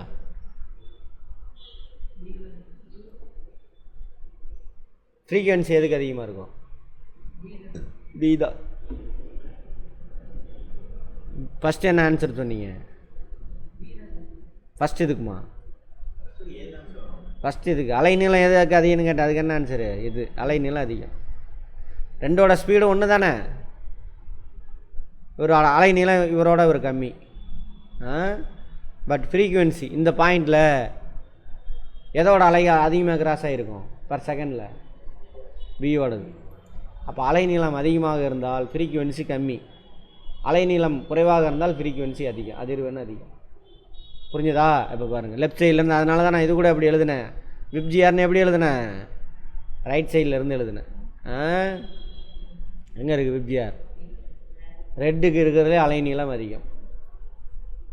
லெஃப்ட் சைடில் இருக்கா? இந்த ரெட்டுக்கு இந்த பக்கம் யார் வராங்கன்னு பார்த்தாங்க? இன்ஃப்ரா ரெட்டு, கண்ணுக்கு தெரியாத ரெட்டு, இன்ஃப்ரா ரெட்டு. அதுக்கு இந்த பக்கம் யார் வராங்க? மைக்ரோவேவ். மைக்ரோ ஓவன் இருக்குல்ல, மைக்ரோ ஓவன், அதில் பயன்படுத்துகிறது. அதுக்கு இந்த பக்கம் பார்த்தீங்க அப்படின்னாக்கா ரேடியோ வேவ், டெலிஃபோன், சேட்டலைட்டு, கம்யூனிகேஷனுக்கு எல்லாம் இதான் யூஸ் ஆகுது. மைக்ரோவேவ் எங்கே சார் யூஸ்னால் மைக்ரோ ஓவனில். மைக்ரோ ஓவன் தெரியுமா? எங்கே இருக்குது? பப்ஸு கிப்ஸ் வச்சு சூடு பண்ணி கொடுப்பாங்க உடனே 5 செகண்டில்.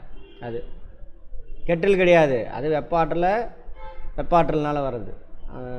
எலக்ட்ரிக்கல் எனர்ஜி ஹீட் எனர்ஜியாக மாறுறது கெட்டில். மைக்ரோ ஓவன்னே பேர் போட்டிருக்கும். அது மைக்ரோவேவ்ஸை செலுத்தும். மைக்ரோவேவ்ஸை யார் பிடிச்சிக்குவாங்க சார் அப்படின்னா H2O மாலிக்யூல் பிடிச்சிக்கும். அப்போ உள்ள பப்ஸோ தண்ணியோ ஏதாவது உள்ளே வச்சிங்கனாக்கா பாத்திரம் சூடாகாது, அதில் உள்ள பொருள் சூடாயிடும். அதுமாதிரி பப்ஸ் பார்த்திங்கன்னா மேலே சூடு கம்மியாக இருக்கும், உள்ள முட்டையோ கிழங்கோ சூடு அதிகமாக இருக்கும். ஏன்னா மைதாவில் H2O மாலிக்யூல் கம்மி, அந்த முட்டையிலையோ கிழங்குலையோ H2O மாலிக்யூல் அதிகம், அதனால் அது சூடு அதிகமாக இருக்கும். அதான் அங்கே யூஸ் பண்ணுறோம். அடுத்து இன்ஃப்ராரெட், அகச்சிவப்பு கதிர்கள்.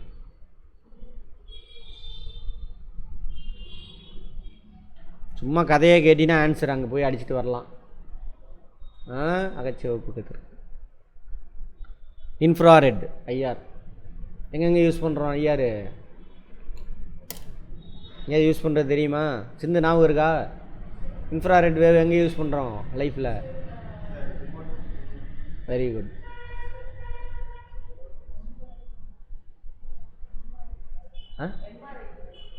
எம்ஆர்ஐ இல்லையா?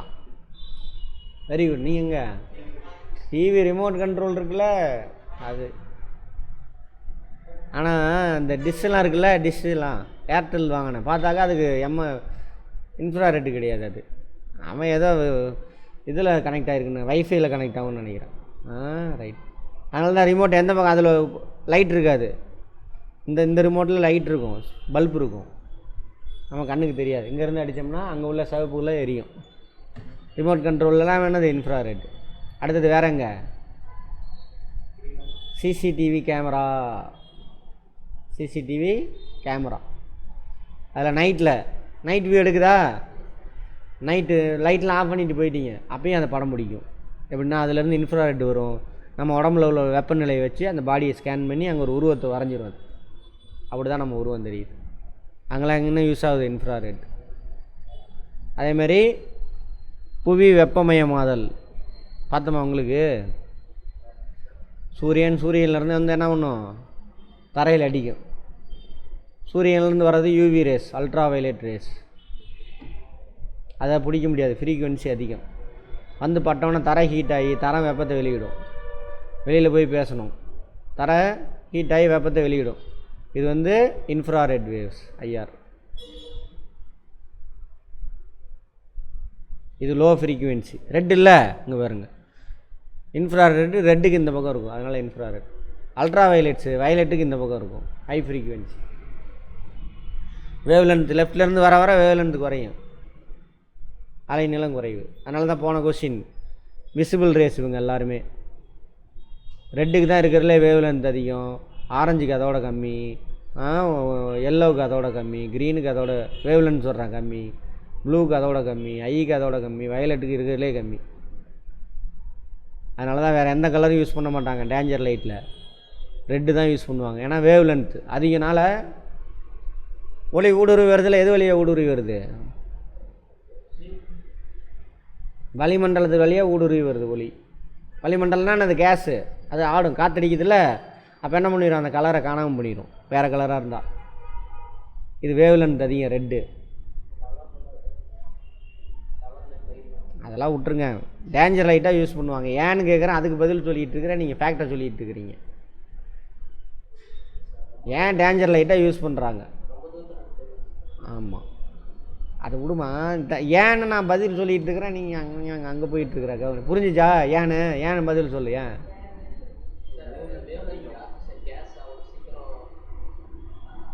அலைய உடைக்காது, லைட்டை வந்து காணாமல் போகாது, பண்ணாது.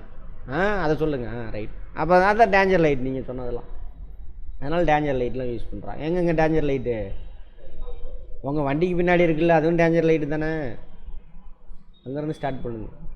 அங்கே அப்புறம் ரயில்வே சிக்னலு, நீங்கள் சொன்ன டவரு, இங்கே எல்லா இடத்துலையும். அதான் காரணம். சரி, ரைட். இங்கேருந்து இங்கே ரைட்டு வர வர என்னது, இங்கேருந்து ரைட்டு வர வர, அதனால தான் நீங்கள்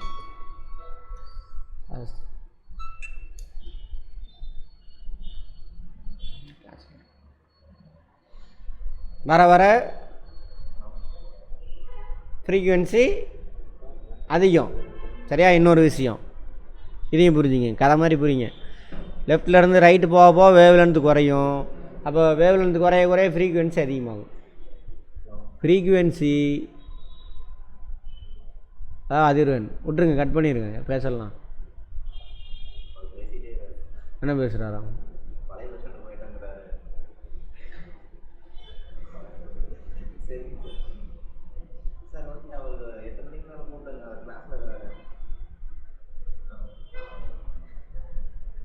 வேற என்ன சொன்னார்? அதிர்வெண் ஃப்ரீக்குவென்சி கம்மியாக இருந்தால் அதில் ஆற்றல்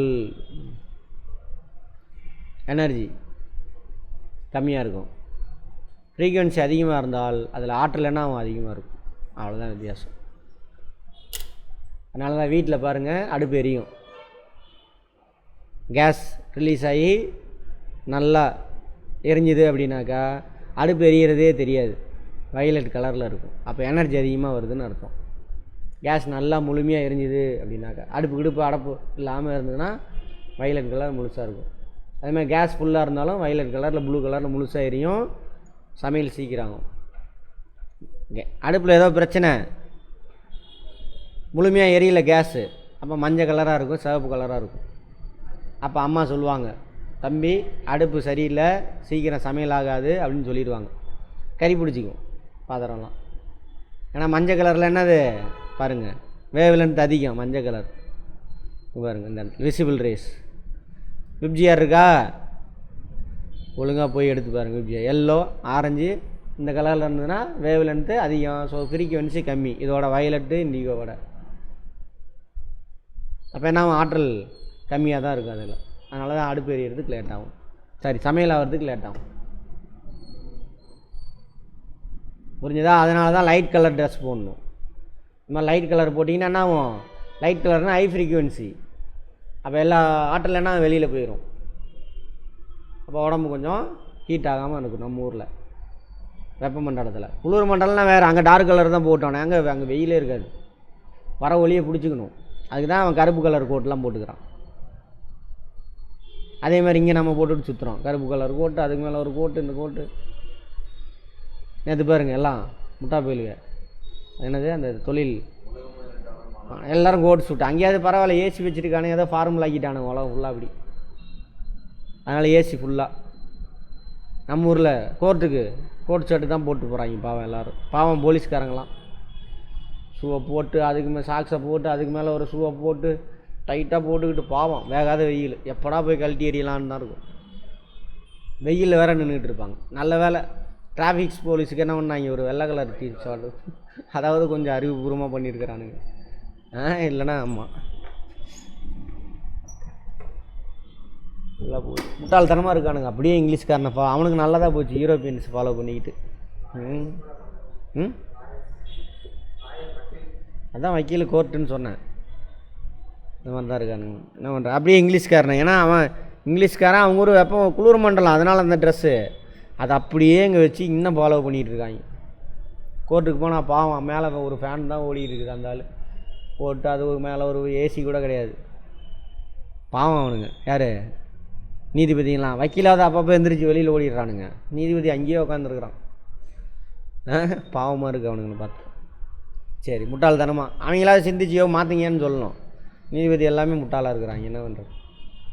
அது வட இந்தியா கூட பரவாயில்ல. அதுவும் சம்மரில் போட முடியாது அந்த ட்ரெஸ்ஸு, பயங்கர வெயிலில் இருக்கும் வட இந்தியாவில். இப்போ போட்டுக்கலாம், வின்டரு குளிர், பயங்கர குளிர், ஓகே, நல்லா கதப்பாக இருக்கும். சரி ரைட்.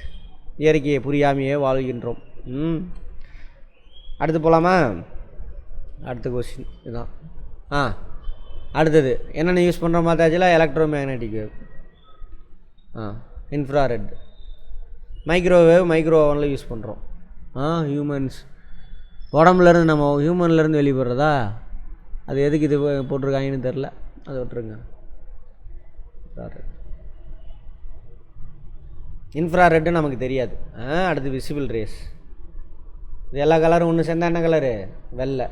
பிரித்து விட்டால் 7 வண்ணமாக தெரியும், அவ்வளோதான். அல்ட்ரா வயலட், யூவி ரேஸ், இதுவும் நம்ம கண்ணுக்கு தெரியாது. சூரியன்லேருந்து வர்றது அல்ட்ரா வயலட்,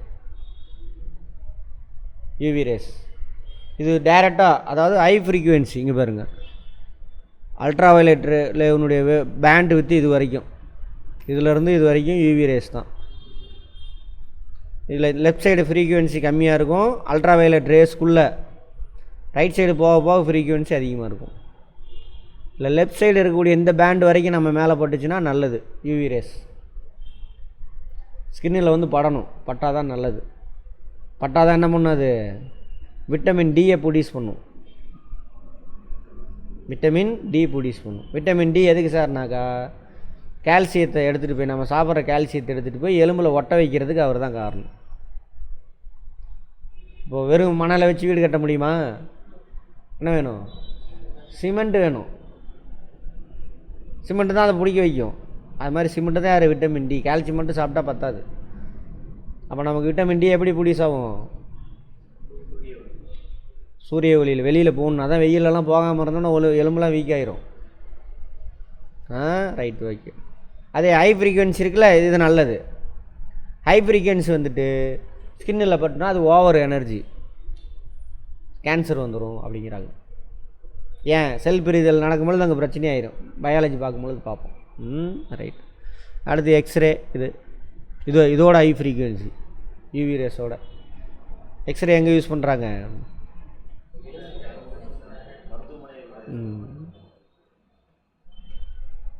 மருத்துவமனையில் எக்ஸ்ரே எடுப்பாங்க. அது வந்து எலும்புக்குள்ளெல்லாம் பூந்து போகாது. எலும்பு சாலிடு மெட்டீரியல்லாம், சரியா? அப்போ எலும்பு எங்கேயாவது கிராக் இருந்தால் அது வழியாக பூந்து போய் அங்கே கருப்பாக தெரியும். எலும்பு இருக்கிற இடத்துல என்ன ஆகும்? வெள்ளையாக தெரியும். அப்போ எலும்பு அங்கே, அதெல்லாம் அதை வச்சு அங்கே கிராக் இருக்குதா, அல்லது அதே மாதிரி எங்கே பண்ணுவாங்க, பெரிய பெரிய மெஷின் இதெல்லாம் தயாரிக்கிறாங்கல்ல, அதில் கிராக் இருக்கான்னு கண்டுபிடிப்பாங்க. அதில் வச்சு டெஸ்ட் பண்ணுறதுக்கு பொதுவாக அது எக்ஸ்ரே. அடுத்து காமா ரேஸ். இவர் தான் இருக்கிறதுல இதுவரை கண்டுபிடிச்சிருக்கிறதுல ஹையஸ்ட் ஃப்ரீக்குவென்சி. 1, 2, 3, 4, 5, 6, 7.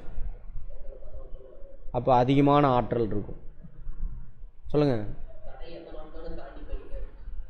எல்லாமே போயிடும், அது பிரச்சனை கிடையாது. எல்லாமே போகும், லைட்டு கூட போகும். லைட்டு மட்டும் தான் மாட்டிக்குமா? ரைட்டு. இந்த மாதிரி ஹை ஃப்ரீக்குவென்சி அப்படின்னா ஆற்றல் அதிகம், அதை பிடிச்சிக்கோங்க. அதுதான் பாயிண்ட்டு.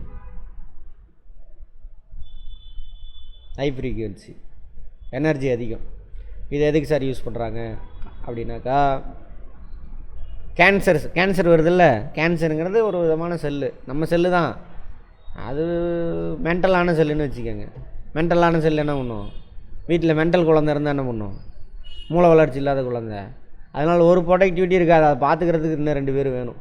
எல்லாம் பாத்திரத்தை தூக்கி போட்டு உடைக்க அதை பண்ணது, பக்கத்து வீட்டில் போய் வம்புழுத்துற எல்லா வேலையும் பண்ணும். அது மாதிரி மென்டல் செல்லு தான் இது, மூளை வளர்ச்சி இல்லாத செல்லு.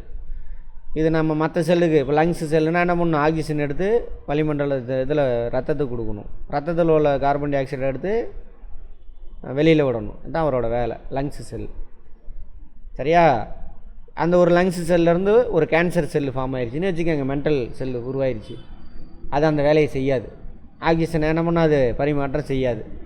பட் நம்ம ரத்தத்தில் இருக்கிற சாப்பாடெலாம் எடுத்துக்கிட்டு சாப்பிட்டுட்டு அது நிறையா லங்ஸ் செல்லை உருவாக்கி விட்டுரும், மென்டல் செல்லை. அப்போ ஒரு ஸ்டேஜில் என்ன ஆகுது, லங்ஸில் உள்ள செல்லெல்லாம், நல்ல செல்லாம் செத்து போயிடும் சாப்பாடு இல்லாமல். கெட்ட செல்லு பல மடங்கு பிடிக்கிறோம், அது மென்டல் செல்லு. அது என்ன பண்ணாது, அப்போது ஆக்சிஜன் எடுத்து ரத்தத்துக்கு கொடுக்காது, ரத்தத்தில் கார்பன் டை ஆக்சைடு வெளியில் அனுப்பாது, மூச்சு திணறல் வந்து அவ்வளோதான், சுதந்திரம் வாங்கிடலாம். அது மாதிரி புரிஞ்சுதா? அந்த இப்போது என் லங்ஸில் 100 செல்லு இருக்குது, 10 நல்ல செல்லு 100 இருக்குது, 10 வந்துட்டு மென்டல் செல்லு உருவாயிருச்சு. இது கடன்னு பல மடங்கு 100 ஆயிரும். அதுக்குள்ளே என்ன பண்ணணும், அந்த 10 மென்டல் செல்லை கொல்லணும். இது ஹை ஃப்ரீக்குவென்சியாக இதை எடுத்து என் லங்ஸில் எங்கே இருக்குதுன்னு கண்டுபிடிச்சி அங்கே அடிப்பாங்க.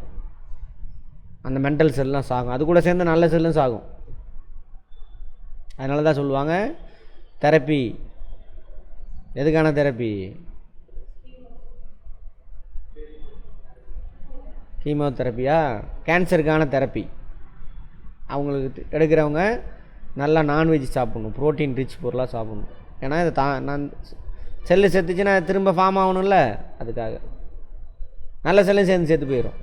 அதனால தான் அவங்களுக்குலாம் அதேமாரி ஹை ஃப்ரீக்குவென்சி அது அவங்க உடம்புல செலுத்துனா பாடி ஹீட் என்ன ஆயிரும், அதிகமாகிடும். அதனால் தலைமுடியெலாம் கொட்டிடும் கேன்சர் ட்ரீட்மெண்ட் எடுக்கிறவங்க. கரெக்டா? ரைட். அவ்வளோதான். ஒவ்வொரு ரேஸ் இவங்க தான் என்ன பண்ணுறாங்க, நம்ம லைஃபையே ஸ்பீட் பண்ணது. அது பார்ப்போம், அப்புறம் பேசிக்குவோம். பயாலஜியில் பார்ப்போம். நம்ம பண்ணுற சேட்டைங்க தான். சரியா? ரைட். பயாலஜியில் பார்ப்போம். அவ்வளோதான். இது சவுண்டு வேவ் வேறு, அதை விட்டுருங்க. நம்ம இப்போ ஒளியை மட்டும்தான் பார்த்துக்கிட்டு இருக்கோம். நான் அதை பற்றி ஏதாவது பேசணும். ரேடியோனா சத்தம் அப்படி இல்லை, இது ரேடியோ வேவ்ஸ், அதுக்கு பேர் ரேடியேஷன். அதுதான் ரேடியோ. அவன் தான் முட்டா பசங்க கம்யூனிகேஷனுக்கு தாங்க யூஸ் பண்ணுறாங்க ரேடியோ வேவ்ஸ். இப்போ எப்படி போகுது, இப்போ நான் அங்கேருந்து பேசுகிறேன்னா இங்கே இதெல்லாம் எழுதுறேன், வெயிட் பண்ணுங்கள். இந்த வேவுக்கு பேர் ரேடியோ வேவு. Right, okay. இந்த ஃப்ரீக்குவென்சியில் இருந்தால் நல்ல வேலை கேட்டிங்க. இப்போ நான் பேசுகிறேன், எழுதுறேன்னா இதெல்லாமே என்னாகும், லைட்டாக மாறி இந்த வயர் வெளியே போகும்.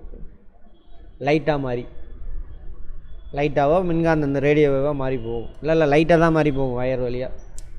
இந்த வயர் எங்கே போகும், அந்த கேபிள் வயர் எங்கே போகும், டவருக்கு போகும். அந்த டவர் இந்த லைட்டை வாங்கி என்ன பண்ணும், இந்த ரேடியோவை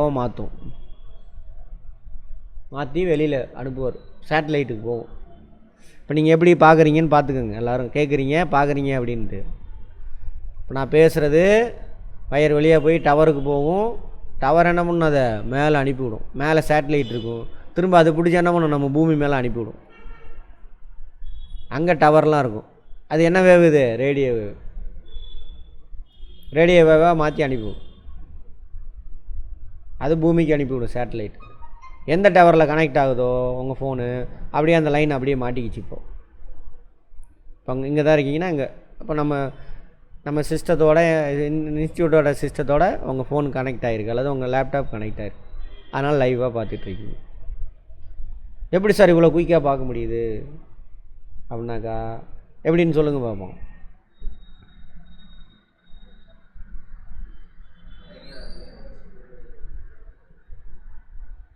அடுத்த செகண்டுன்னு அதுதான் புரிஞ்சதுக்கான அடையாளம். எலக்ட்ரோ மேக்னட்டிக் வேவ்னுடைய ஸ்பீடு எவ்வளவு, 3 lakh கிலோமீட்டர்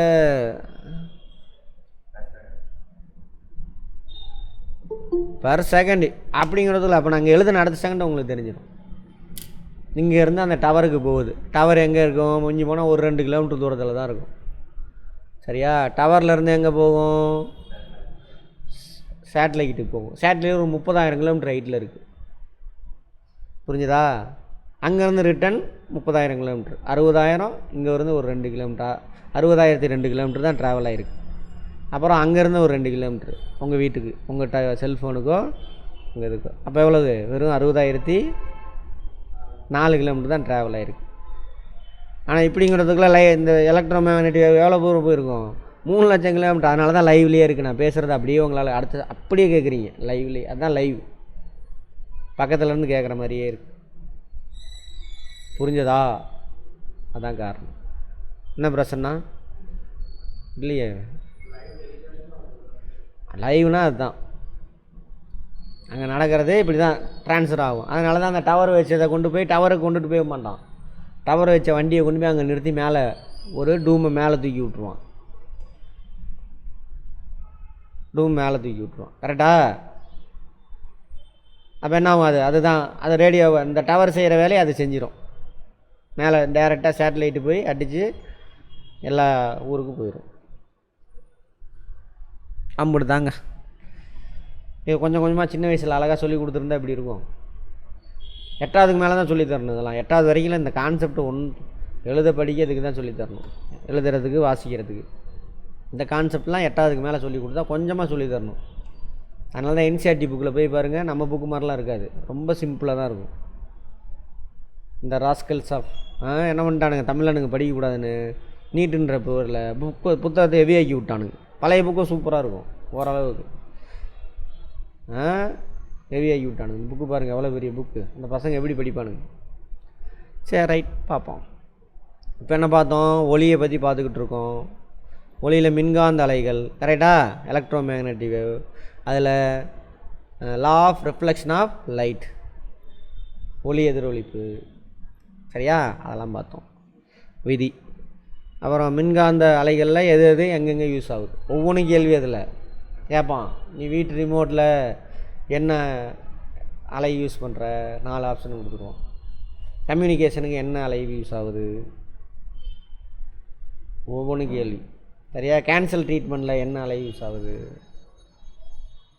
என்ன வேவ், எலக்ட்ரோ மேக்னெட்டிக் வேவில் என்ன வேவு, காமா ரேஸ், ஒவ்வொன்றும். ஏதோ ஒன்று மிஸ் ஆயிடுச்சா? இல்லை, அவ்வளோதான். ஒவ்வொரு பாயிண்ட் ஒவ்வொரு கேள்வி. ரைட், இதோடு இருக்கட்டும், நாளை பார்ப்போம்.